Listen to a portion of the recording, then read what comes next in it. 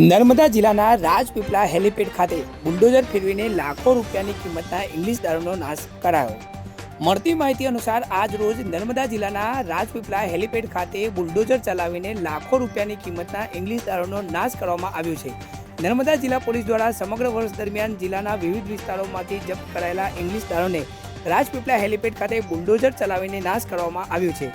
આ બાબતે વિસ્તારથી વાત કરીએ તો નર્મદા પોલીસ દ્વારા સમગ્ર વર્ષ દરમિયાન તિલકવાડા, રાજપીપળા અને આમલેથા પોલીસ સ્ટેશન વિસ્તારમાંથી ઝડપાયેલા ઇંગ્લિશ દારૂની 11,665 બોટલ, જેની કિંમત ₹29,32,567ની કિંમતના ઇંગ્લિશ દારૂને પ્રાંત અધિકારી તથા ડીવાયએસપી કક્ષાના અધિકારીઓની ઉપસ્થિતિમાં રાજપીપળા હેલીપેડ ખાતે બુલડોઝર ચલાવીને નાશ કરવામાં આવ્યો છે।